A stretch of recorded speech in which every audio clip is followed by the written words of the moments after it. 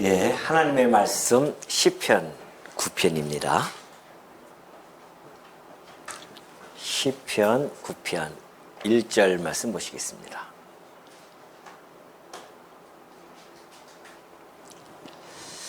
(1절부터) (12절까지요) 우리 교독 한번 하도록 하겠습니다.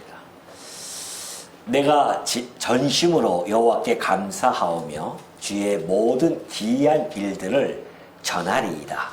내가 주를 기뻐하고 즐거워하며 지존하신 주의 이름을 찬송하리니 내 원수들이 물러갈 때에 주 앞에서 넘어져 망함이니이다. 주께서 나의 의와 석사를 거하셨으며 보좌에 앉으사 의롭게 심판하셨나이다. 이방 나라들을 책망하시고 악인을 멸하시며 그들의 이름을 영원히 지우셨나이다.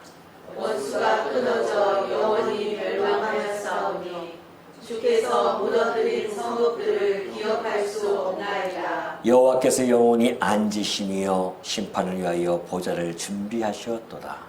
공의로 세계를 심판하시며 정직으로 만민에게 판결을 내리시리로다. 여호와는 압제를 당하는 자의 요새이시요 환난 때의 요새이시로다. 여호와여 주의 이름을 아는 자는 주를 의지하오니 이는 주를 찾는 자들을 버리지 아니하심이니라. 너희는 시온에 계신 여호와를 찬송하며 그의 행사를 백성 중에 선포할지어다. 길을 늙은 심하시니가 그들을 기억하시며 가난한 자의 부르짖음을 잊지 아니하시리로다. 아멘. 예, 오늘 우리가 살펴볼 내용은 시편 9편의 말씀인데요. 시편 9편은 20절까지 있습니다. 그런데 이 9편을 크게 두 단락으로 나눠서 오늘은 첫 번째 단락 1절부터 12절의 말씀을 살펴보고자 합니다. 이 본문의 말씀의 제목은 의로우신 왕의 통치와 성도의 찬양이라고 하는 제목을 가지고 상고를 하고자 하는데요. 이 제목에 의해서 좀 더 파생되어진 중심 주제를 살펴본다고 한다면 공의로 다스리는 하나님의 왕권과 그 백성의 보호하심을 찬양한 그런 내용이라고 보여집니다. 시편 9편을 우리가 문맥적으로 한번 좀 7편부터 9편까지 연결성을 가지고 살펴볼 필요성이 있습니다. 시편 7편은요, 시편 7편이죠. 시편 7편은 하나님의 의로운 심판을 간구하는 내용입니다. 그리고 지난 시간에 우리가 살펴보았던 시편 8편은 창조 속에 나타난 하나님의 영광을 노래하고 있습니다. 그렇다고 한다면 오늘 이 시편 9편은 7편과 8편 이 두 흐름 속에서 이 시편 9편을 우리가 살펴볼 필요성이 있죠. 그래서 이 시편 9편은 심판하시는 7편에서 심판을 강구했다고 한다면 그 심판하시는 하나님을 계시가 되어졌다고 한다면 8편에서는 창조하시는 그 하나님을 계시해줬죠. 이것이 흐름 속에서 심판하시는 그 창조주가 지금도 세상을 공의로 다스리는 왕이심을 선포하는, 노래하는 그러한 내용이 시편 9편에 잘 나타나 있습니다. 자, 우리 시편 9편을 그러면 12절까지 나타나 있는데요. 이것을 좀 더 구조로 보고 또 그 역사적 배경을 좀 살펴볼 필요성이 있습니다. 시편 9편의 역사적 배경은요. 먼저 우리가 그 표제를 보면은 다윗의 시 인도자를 따라 물 앞 벤에 맞춘 노래 이렇게 되어져 있습니다. 이 표제에 나오는 이 물 앞 벤이라는 표현은요. 사실은 정확한 뜻이 불분명하다고 합니다. 그래서 많은 학자들은요. 이를 특정한 어떤 곡조 또는 음악 양식으로 이해하고 있다는 것이죠. 뿐만이 아니라 이것은 어떤 개인적인 그러한 기록의 시가 그 기록의 시로 머물지 않는다는 겁니다. 이것은 좀 더 실제적으로 많은 공동체 그 이스라엘의 그 공동체들이 실제 예배 현장에서 불리던 노래였음을 잘 보여주고 있죠. 왜냐면은 다윗이 시해놓고 인도자를 따라 무라벳에 맞춘 노래 이렇게 되어 있기 때문에 그렇습니다. 그럼 인도자를 따라서 노래하는 거니까 정식적인 공식적인 예배 시간에 불렀던 그러한 노래라고 보여지죠. 자, 그렇다고 한다면 우리가 이 내용을 좀 더 좀 살펴보면은 1절부터 12절까지를 크게 5단락으로 또 나눌 수가 있습니다. 그래서 1절과 2절은 다윗이 전심으로 찬양해야 할 이유를 이야기해주고 있습니다. 우리가 찬양을 해야 되는데 전심으로 찬양한다는 것이죠. 곧 우리의 전 인격적, 곧 지성적, 의지적 이 모든 것들을 동원해서 하나님께 찬양을 해야 된다는 거 아니겠습니까? 왜 그럴까요? 이것은 바로 7절, 8절에 나타나 있듯이 영원한 보좌에서 원수를 패배시키시고 또한 억눌린 자의 피난처가 되신다는 것을 지금 노래 그 이유가 거기에 있기 때문에 그렇습니다. 그러니까 다윗이 전심으로 찬양해야 할 그 이유는 뭔가? 영원한 보좌 위에 앉으신 하나님께서 원수를 패배케 하시고 그리고 억눌린 자, 곧 언약 자손들의 피난처가 되신다는 그런 내용을 이야기해주고 있죠. 그리고 나서 이러한 모든 일들, 이런 일들을 공동체적으로 우리가 선포해야 된다라는 그런 노래가 12절까지 잘 나타나 있습니다. 자, 그렇다고 하면 오늘 이제 좀 더 본문으로 넘어가서요. 1절과 2절 보면은 우리가 성도들이 우리가 하나님께 예배를 드리는데 정말 참된 예배가 어떠한 것인가를 1절과 2절에서 너무나 잘 전달해 주고 있습니다. 자, 1절을 보면 그래요. 여호와 우리 주여 주의 이름이 온 땅에 어찌 그리 아름다운지요. 주의 영광이 하늘을 덮었나이다. 그렇게 되어 있죠. 다윗의 찬양은요. 어떤 감정적인 고조 거기서 끝나는 것이 결코 아님을 잘 보여주고 있습니다. 그는 주의 모든 기이한 일 그렇게 되어 있죠. 1절에 주의 모든 기이한 일이라고 하는 이런 구체적인 구원 사건에 대해서 반응을 하는 것이 바로 이 찬양이라고 하는 것을 밝혀주고 있습니다. 그렇기 때문에 그는 하나님이 행하신 그 일, 자기를 구원해 가시는 그 하나님의 그 기이한 일이라고 그렇게 표현해 주고 있죠. 기이한 일이 있는데 그것이 자기를 구원하는 일, 곧 3절부터 6절까지의 내용 아니겠습니까? 그 기이한 일들을 전하겠습니다. 합니다. 여호와께 감사하면서. 내가 근데 어떻게 전하는가? 전심으로 그렇게 전한다는 거 아니겠습니까? 그러니까 전심으로 한다고 하는 것은 전 인격적인 그러한 표현이죠. 사실은 이 성도의 이 찬양의 총체성을 표현해 주는 것이 전심입니다. 그렇기 때문에 하나님께서 당신을 지금 계시해 주고 있습니다. 당신의 백성들을 구원해 주심으로 말미암아 그 기이한 일을 해 나가시죠. 그래서 역사 속에서 그 백성들을 구원해 가는 그런 일들을 바라보면서 보고 깨닫는 거죠. 그 역사적인 사실을 보는 겁니다. 아는 거죠. 하나님이 이러한 일을 통하여 우리를 지금 구원해 가시는구나. 하나님이 이 자기 계시를 정확히 알게 되어지고 그 지성적인 고백 그리고 더 나아가서는 의지 결단하는 신앙 그래서 전하리이다 그렇게 표현해주고 있는 것입니다. 내가 이 모든 기이한 일들을 전하겠습니다. 하나님이 해주신 그 일들을 내가 기억하고 증언의 사역을 내가 해나가겠나이다 라고 하는 것이 1절에 잘 담겨져 있습니다. 그러고 보면은 그래서 이 참된 예배라고 하는 것은 신앙은 단순한 우리의 감정이 아니라 하나님의 실제 역사에 대한 전인격적인 반응 이것이 우리의 참된 예배라는 겁니다. 지난번에 우리 제가 신년 하루에 갔을 때 우리 노회에서 지금 한번 말씀드린 바 있을 겁니다. 우리 이렇게 세미나를 하고 있는데 포럼을 하고 있는데 신년하회를 하고 있는데 옆방에서 한 20대 젊은이들이 한 100명이 넘게 온 것 같아요. 그런 데는 너무 시끄러워요. 그냥 쿵짝쿵짝 하면서 막 찬양을 하는데요. 밤새도록 하는 거예요. 아주 시끄럽게.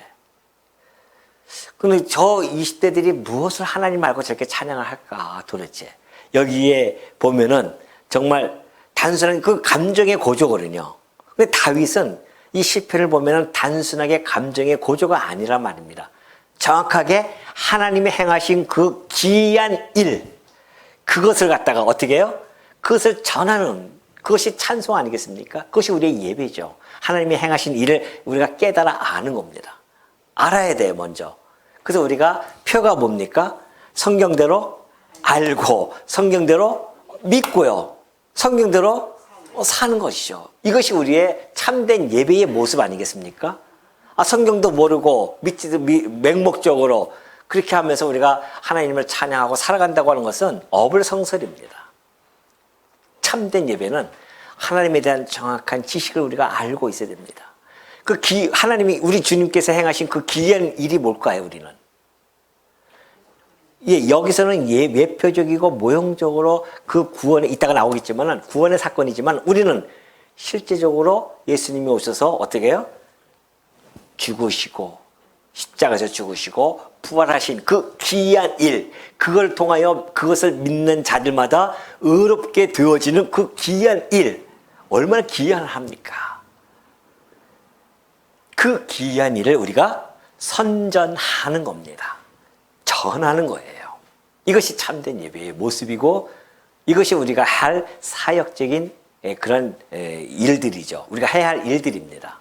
그렇기 때문에 지금 이 다윗은 이 9장 1절과 2절 통해서 성도의 참된 예배가 무엇인지를 아주 잘 전해주고 있죠. 그래서 2절에 보면 내가 주를 기뻐하고 즐거워하며 지존하신 주의 이름, 지존하신 주의 이름, 아주 지극히 존귀하신 그 주의 이름을 어떻게 해요?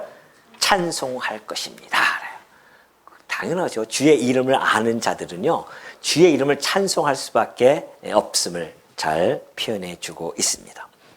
그러면서 3절부터 이제 살펴보면은 내 원수들이 물러갈 때에 주 앞에서 넘어져 망함이니라. 자, 그 1절에서 우리가 주의 모든 기이한 일들을 전하겠다고 했는데 그 기이한 일을 지금부터 전하는 겁니다. 다윗이. 그 3절부터 이제 6절까지 잘 나타나 있어요. 내가 3절 내 원수들이 물러갈 때에 주 앞에서 넘어져 망함이니이다. 원수들이 물러가요. 근데 주 앞에서 망했다는 것이죠. 그것은 다시 말해서 저 원수가 패주하는 것은 다윗 자신이 군사적 우위를 점하고 있기 때문에 아니라는 거죠.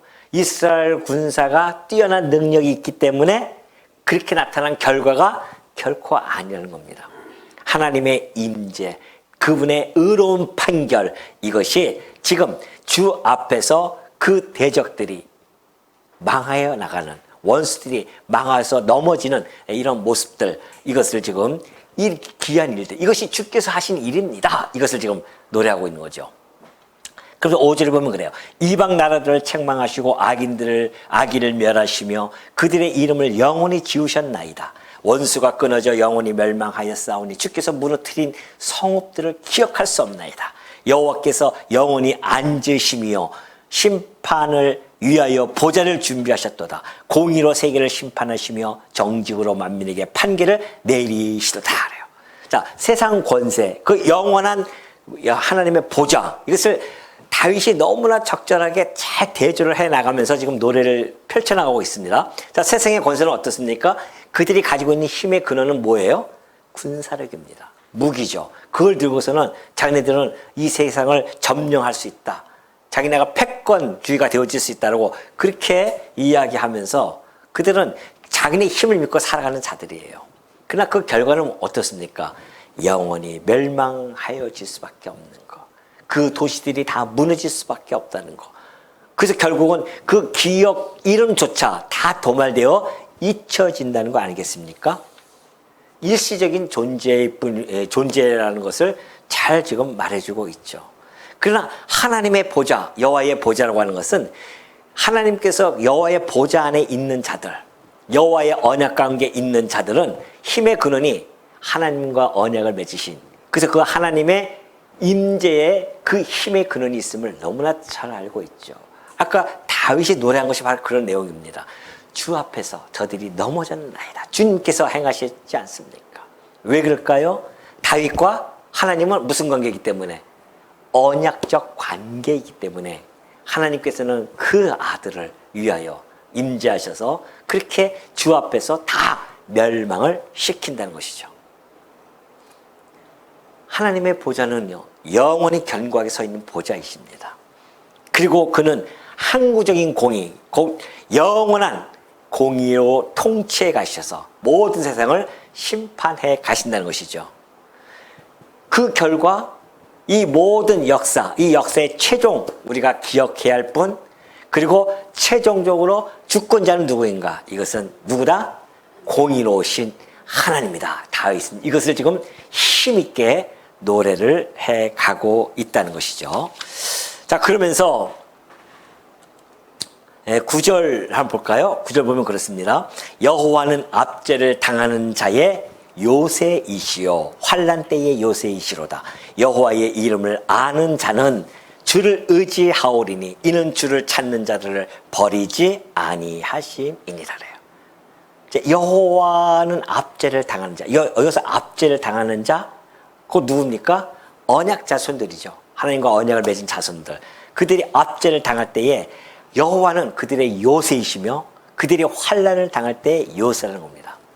영원한 이 보좌는요, 두 가지의 양명성을 가지고 있습니다. 하나는 뭐예요? 심판의 보좌고요. 하나는 환난 날에 당신의 백성들의 요새가 되어진다는 거 아니겠습니까? 얼마나 든든합니까? 우리 하나님의 보좌가 그러한 곳입니다. 그래서 심판의 보좌라 해서 악과 불에 대해서는 엄격하게 아주 항구적인 공의를 집행해 가십니다. 어디에서요? 영원한 보좌에서요. 그러나 그 영원한 보좌에서는 또 한편으로는 당신의 백성들, 택한 백성들, 당신의 언약 자손들, 그 성도들을 향해서는 한없는 그 요새가 되어주시고 그들에게 긍휼을, 자비를 베푸셔서 언제든지 환난 날이라든가 억눌림을 당할 때에 그들을 구원하시고 보호해 가시는 그런 보좌임을 지금 노래하고 있죠. 그러니까 귀한 일들이 다 이런 일들입니다. 지금 하나님이 행하신 일들, 이런 일들을. 그래서 주의 이름을 아는 자, 그렇게 하지 않습니까? 주의 이름을 아는 자, 여호와의 이름을 아는 자. 이 안다고 하는 것은 단순한 지식에 머물지 않습니다. 이것은 하나님과의 그 언약적 신뢰 관계를 의미해주고 있죠. 우리가 하나님을 안다고 하는 것은 하나님이 나와 언약을 맺으신 분이야. 그 언약을 맺으신 분이라고 하는 것은 그 이름, 곧 하나님은 스스로 존재하고 계시며 그 이름 안에는 뭐가 있어요? 하나님의 속성이 포함되어 있고 그 이름 안에는 하나님의 언약대로 이루시는 사역적 의미가 포함되어 있기 때문에 그의 이름을 아는 자들, 그런 자들은 어떻게 한다고 그랬습니까? 몇 절이에요 지금? 10절이에요. 주의 이름을 아는 자는 주를 의지하게 되어져 있습니다. 그럴 수밖에 없죠. 스스로 존재하고 계시는 분이 당신의 그 언약대로 이루시는 그 신실하신 속성대로 그것을 이루어 가시기 때문에 그 이름을 아는 자는 자동적으로 주를 의지할 수밖에 없습니다. 그리고 주를 찾는 자들을 하나님께서는 절대 버리지 아니하신다는 거 아니겠습니까? 그분의 성품, 그분의 언약적 신실함, 이것을 아는 것, 이것이 바로 그 주의 이름을 안다는 뜻입니다. 그러니 여러분들, 우리가 주의 이름을 여러분 다 아시잖아요. 아직도 잘 모르겠습니까? 주의 이름을? 우리 주의 이름을 아시죠? 여호와일 뿐만이 아니라 또 우리 예수 그리스도 이름도 알고 계십니다. 그러니 우리가 임마누엘이라고 하는 그 이름도 알고 있지 않습니까? 그러니 우리가 의지할 대상은 오직 그분뿐이 없음을 너무나 잘 보여주고 있죠. 다윗은 끊임없이 그 여호와의 이름만 의지하고 처음에 그가 공적으로 나타날 때 여호와의 이름을 가지고 골리앗을 무너뜨렸었고 그 여호와의 이름을 가지고 죽을 때까지 그는 여호와를 바라보면서 살아왔음을 잘 보여주고 있죠. 물론 육신적인 인간이기 때문에 때로는 실수할 때도 있고요. 때로는 범죄할 때도 있었습니다.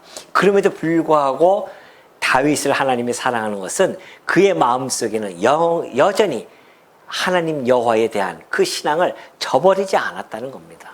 어떤 순간에 있든지 간에 주의 이름을 의지하고 살아갔던 그의 모습을 이 노래 속에서 잘 표현해 주고 있죠. 그러니 주를 찾는 자들 누가 버리겠습니까? 우리 주님은 신실하신 분이기 때문에 언약 강구에 있는 그분은 절대 버리지 아니하신다. 그것을 지금 잘 노래해 주고 있죠. 그러니 여러분, 이 언약 백성들이 구원을 받는 것은 그들이 끈질기게 전쟁을 수행했기 때문에 그런 것이 아니라 뭐예요? 하나님의 신실하신 때문에 당신에게 그 백성들에게 약속하신 그것을 지키시라고 반드시 이기게 하시는 그 하나님을 지금 다윗은 아주 유감없이 지금 노래로 표현해 주고 있는 것이죠. 자, 그러면서 11절 보면 그래요. 너희는 시온에 계신 여호와를 찬송하며 그의 행사를 백성 중에 선포할지어다. 이제는 자기의 개인적인 구원의 고백에서 더 나아갑니다. 공동체적인 선포를 명령해 주고 있죠. 이런 하나님을, 이런 여호와를, 시온에 계신 이 여호와를 너희들 찬송해야 된다. 그가 행하신 그 일들을 백성 중에 선포해야 된다는 겁니다. 이것이 진정한 예배이며 이것이 진정한 찬양이죠. 그분이 행하신 일 뭘까요? 피 흘림을 신문하시는 이가 그들을 기억하시며 가난한 자의 부르짖음을 잊지 아니하시는도다. 그렇죠. 피를 신문한다고 하는 것은 당신의 언약 백성들의 억울한 피를, 아벨의 피에서부터 시작해서요, 겸손한 자, 곧 겸비한 자, 그러죠? 억눌린 자, 그리고 가난한 자의 부르짖음, 이 모든 것들을 하나님께서는 절대 잊지 않으시는 분이시다. 하나님이 잊지 아니한다고 하는 것은, 하나님의 기억은요, 뭐 컴퓨터의 정보를 기억하는 것도 그런 차원이 아닙니다. 하나님의 언약 행동의 시작을 의미하는 것이죠. 다시 말해서 그분이 자기 백성을 위해 이제는 움직이신다는 겁니다. 하나님이 기억한다고 하는 것은 내가 너에게 약속한 것을 기억하고 그것을 위하여 어떻게 한다? 움직이기 시작한다는 겁니다. 그러니 우리를 기억하시는 그 성도를 기억하시는 그 하나님을 우리가 어찌 잊지 아니하겠느냐. 그러니 우리는 이 하나님은 이 공동체적으로, 이 개인뿐만이 아니라 공동체적으로 우리가 하나님께 찬양을 드려야 된다. 이것을 지금 잘 설명해 주고 있는 겁니다. 자,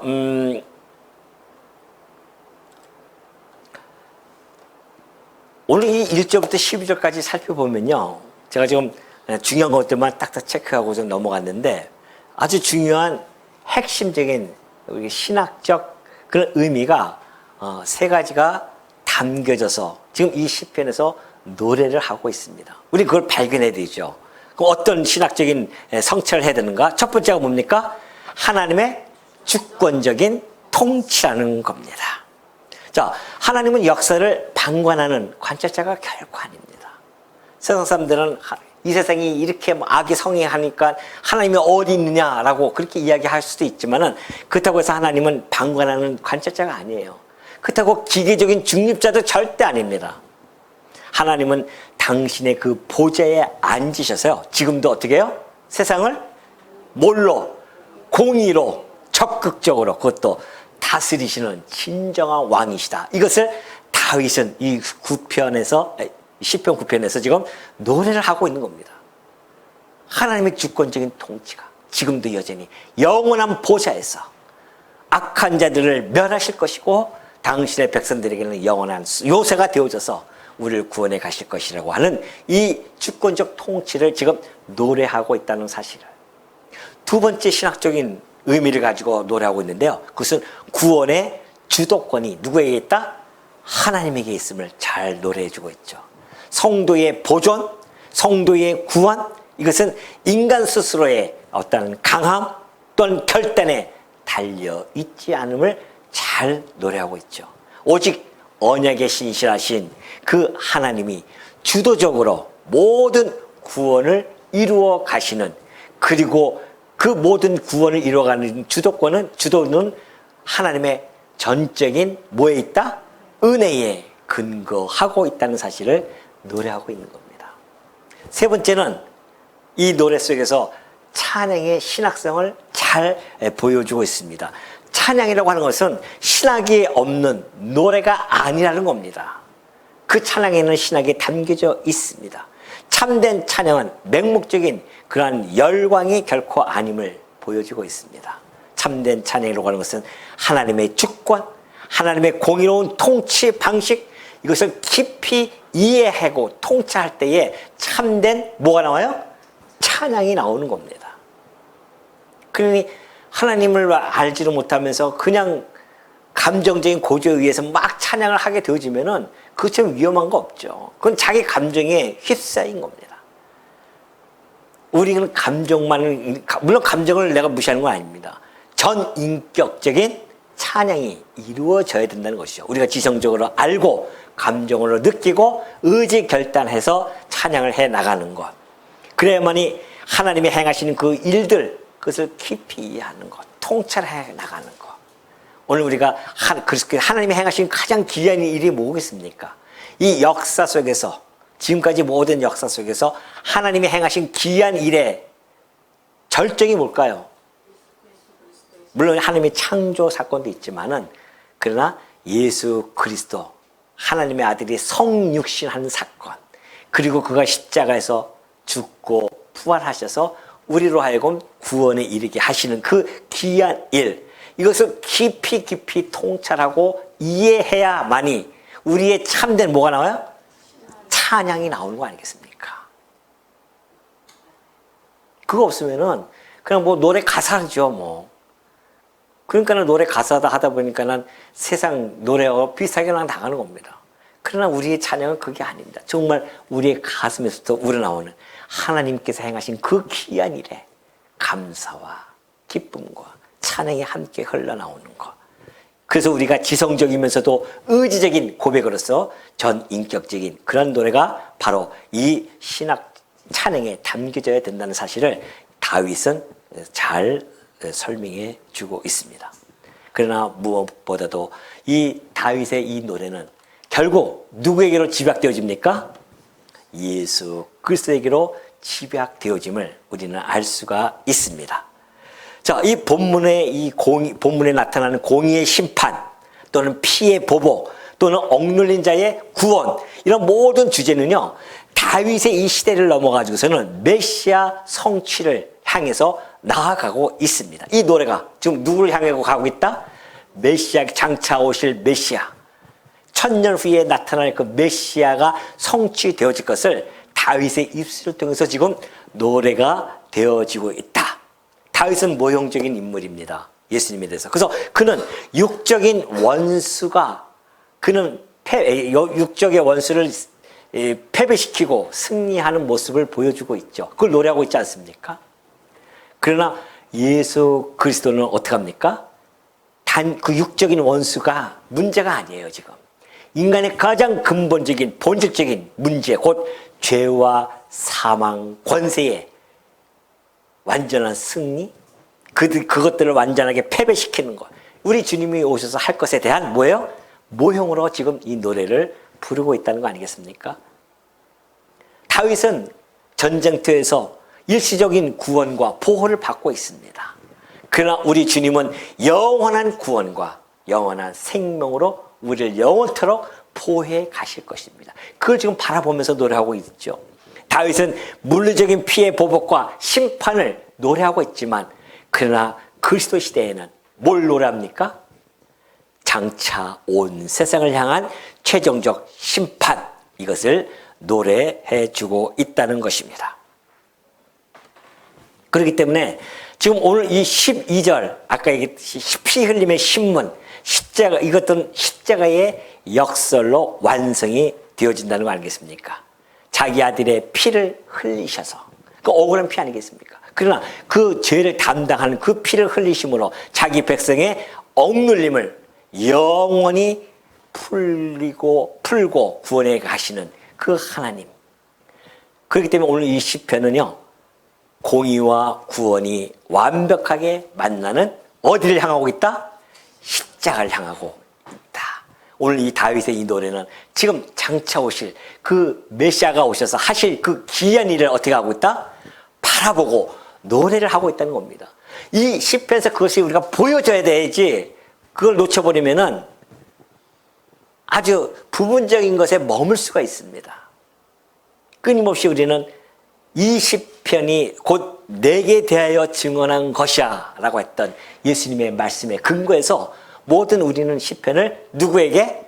예수 그리스도에게 집약시켜서 우리가 해석을 해야만이 이 시편을 해석하는 데 있어서 아주 최종적으로 정말 올바른 해석으로까지 나아갈 수 있다는 것을 다시 한번 알 수가 있죠.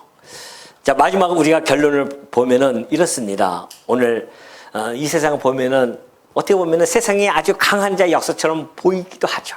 지금 눈에 보는 거 그렇지 않습니까? 지금 이 세계를 제패하고 있는 저 미국의 대통령이 얼마나 지금 큰소리 치면서 합니까? 지금 하고 싶은 대로 하고 있지 않습니까? 그래서 이 트럼프의 말 한마디에 뭐 주가가 올라가고 내려가고 지금 난리가 아니겠습니까, 지금? 그러니까 세상 사람들은 야, 이 세상이 강한 자의 역사처럼 보일 수도 있죠. 강한 자의 역사를 쥐고 가고 있구나. 그렇게 보일 수도 있습니다. 그러나 이 시편의 노래에서 보면은 역사의 중심에는 영원히 보좌에 앉으신 하나님의 통치가 있다는 사실을 이 시편은 노래해 주고 있습니다. 성도의 찬양은 고난과 환난이 없기 때문에 감사합니다 하면서 찬양이 하는 것이 아닙니다. 그렇게 부르는 노래가 진정한 찬양이 아니에요. 물론 그것도 우리가 감사의 찬양이 되어줄 수 있죠. 그러나 본질적인 찬양은 고난이 없기 때문에, 환난이 없기 때문에, 내 상황이 너무 좋아졌기 때문에 찬양하는 것이 아니에요. 우리의 찬양은 이미 승리하신 그분의 보좌를 아는 것, 흔들리지 않는 우리의 신앙 안에서 완성되어지는 것, 이것이 우리의 진정한 찬양입니다. 하나님이 우리에게 베푸신 그 찬양, 그 귀한 일, 이것을 깊이 통찰하는 그 찬양, 이것이 진정한 찬양이고요. 우리가 그 찬양은 우리의 환경과 상관이 없이 불변의 찬양으로서 날마다 우리의 작은 입술로 부를 수 있는 찬양 아니겠습니까? 이 찬양은 우리가 끊겨지면 안 돼요.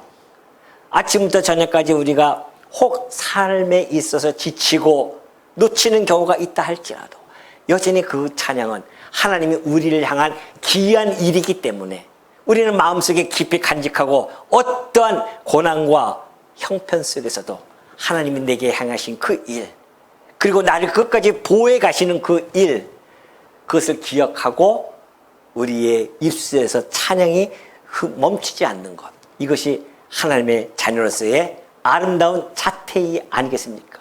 이것이 하나님의 백성으로서의 품위가 아니겠냐 말이죠. 결국 이 시편이 최종적으로 높이는 것은 무엇일까요? 다윗의 승리가 아니라 곧 왕 되신 하나님, 그 신실하신 하나님의 통치하는 사실을 마음속에 간직하시고 그 영원히 통치해 가시는 하나님을 오늘도 이 밤도 마음껏 찬양하며 편안한 밤을 주무시는 우리 성도님이 되어지시기를 당부드립니다.